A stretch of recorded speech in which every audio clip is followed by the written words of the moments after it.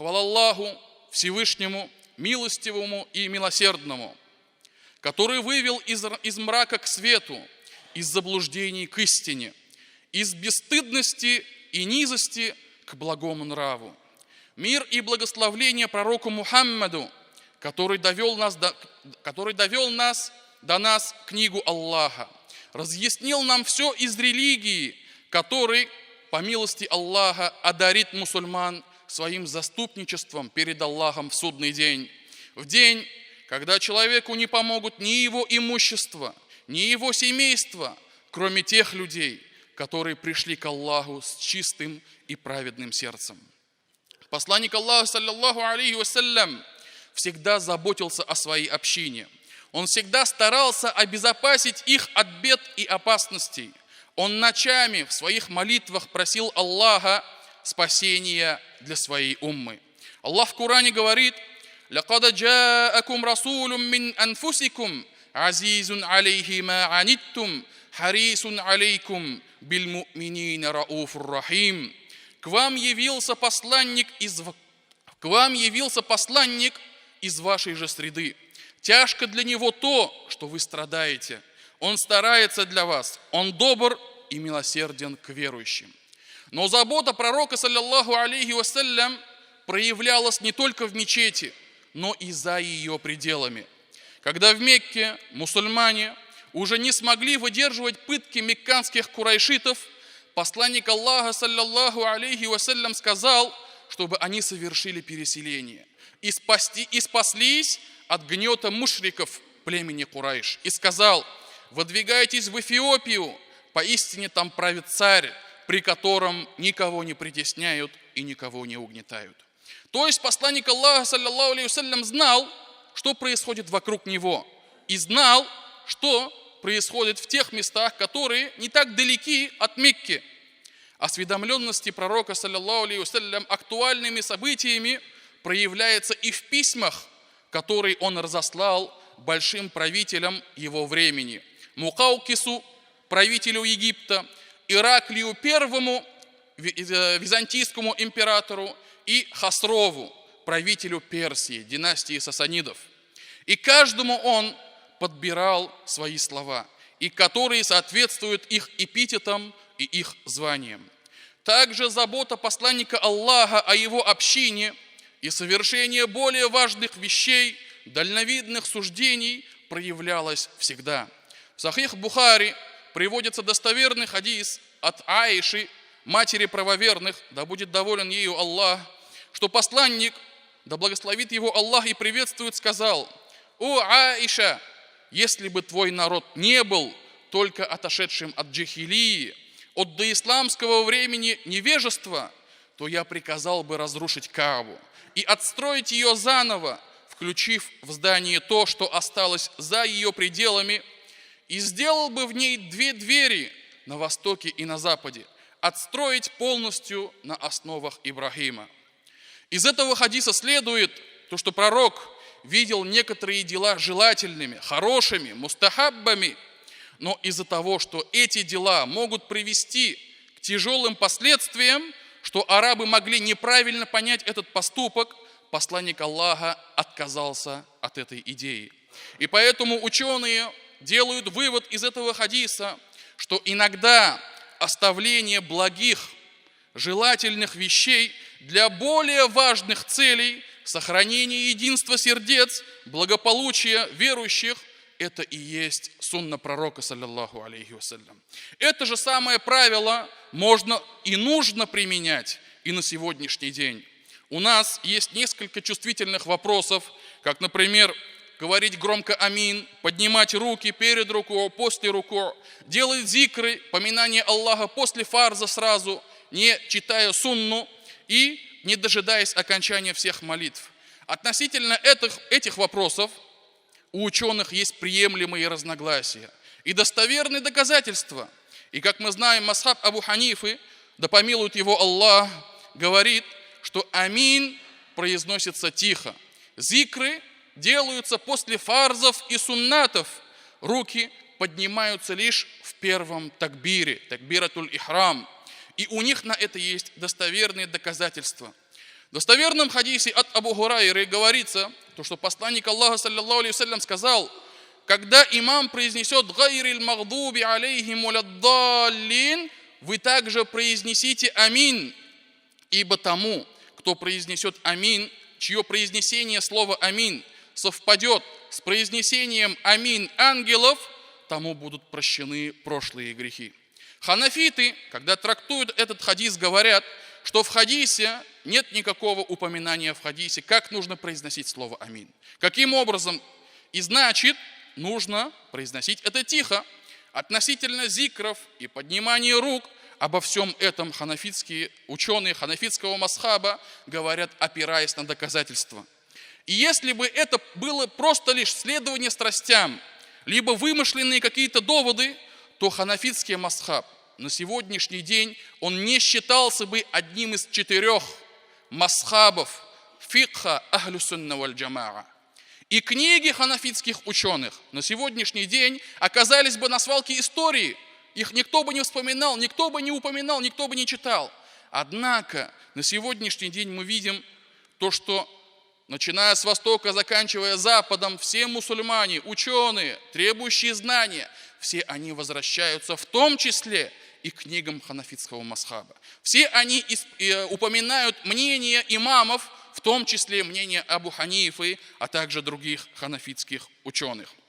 И поэтому я сейчас не говорю, что такое-то доказательство более сильнее, чем это, то, что такое-то доказательство, оно более правильное. Однако я хочу сказать вам, что ханафитский масхаб, его мнение – это не просто голословные рассуждения. Это мнения, основанные на знаниях и богобоязненности имамов этого масхаба. Что же делать нам, мусульманам? Как нам сохранить сегодня единство наших сердец и наших рядов? Как нам считаться сегодняшней реальностью? Как сохранить хотя бы то, что мы имеем? Ученые высказываются об этом достаточно однозначно. И если совершение какой-либо сунны, либо какого-либо мустахабба может привести к тяжким последствиям, к раздору, к спорам и к потере более важных фарзов и ваджибов, то это нужно оставлять. Эти мустахаббы нужно оставлять так, как оставил пророк, саллаллаху алейхи вассалям, и перестал думать о перестройке Каабы заново. Один из ученых, муфтий Саудовской Аравии, Абдуль-Азиз ибн Абдулла ибн Баз, ныне покойный, когда ему задали вопрос, муфтий Саудовской Аравии, подумайте, да? Что отвечает он на вопрос, когда его спросили, можно ли оставлять произношение «Амин» вслух и не поднимать руки перед рукой и после руку? Он сказал, да, если он окажется среди людей, которые не поднимают руки и не произносят «Амин» вслух, и делать это лучше и предпочтительнее для того, чтобы сердца оставались едиными, чтобы он смог их призывать к благому, к знаниям и к истине, для того, чтобы он смог примирять их, исправлять их, потому что если он будет отличаться от них, то они будут его порицать за это. И верующий не должен совершать мустахаб, желательное действие, если оно приводит к раздору, если оно приводит к спорам, если оно приводит к смуте. Верующий, как и призывающий к Аллаху, оставляет этот мустахаб, если в этом оставлении будет большая польза. Так поступил пророк, саллаллаху алейхи вассалям, отказываясь разрушить и заново восстановить Каабу для всеобщего блага. Также ныне покойный ученый Саудовской Аравии Мухаммад ибн Салих аль-Уthаймин, после того, как он упомянул разногласия ученых в вопросе произношения «Амин» вслух, то есть можно говорить вслух, нельзя говорить вслух, он сказал, но вместе с этим нельзя, чтобы подобные вопросы были причиной раздоров, ненависти между мусульман. Такой метод не является путем праведных предшественников. Праведные предшественники разногласят в подобных вопросах, но не называют друг друга заблудшими из-за таких проблем. Но почему у нас происходит наоборот? Почему у нас происходит все наоборот? Иногда бывает то, что из-за непонятных причин кто-то кричит «Амин» во все горло, не просто громко, во все горло, все, что у него есть силы в голосовых связках. Что он этим хочет доказать? Со стороны это выглядит, вот эта вот ситуация выглядит, как будто он назло хочет отморожить уши, назло своей матери. Выйду на улицу, без шапки погуляю, отморожу свои уши, да, чтобы маме было плохо. Хотя на самом деле будет плохо не маме. Почему мы должны создавать себе проблем из-за таких вопросов и намеренно усугублять процесс? Ведь подобными мустахаббами, оставление которых не портит намаз, мы лишь усугубляем ситуацию, как среди самих прихожан, так и имидж всей махалли. Вы знаете, сколько мечетей хотели закрыть только лишь потому, что там кричат «Амин». Вы знаете, сколько имамов было просто, их ушли, как говорится, да, только лишь потому, что их махалля кричала «Амин». Даже имам этого сам не делал, это делали прихожане. И вот одной из таких мечетей, которая рядом с нами недалеко, я не буду называть нашей республики, после того, как это случилось, их джамаат, их приход, их махалля, они сейчас буквально упрашивают, умоляют: верните нам нашего имама, мы будем читать полностью по ханафитскому мазхабу. Однако уже все, поезд уже ушел. В одной из другой мечети, тоже в нашей республике, когда раньше мечеть была полной, мечеть буквально, то есть гырляб утрайды, как мы говорим по-татарски, да, в мечети было много прихожан, много людей, молящихся, проводились разные мероприятия. И в месяц Рамазан все 30 дней мечеть была полной и постящимися, и разговляющимися. После того, как уже произошли изменения, в этот Рамазан там провели всего лишь 6-10 ифтаров.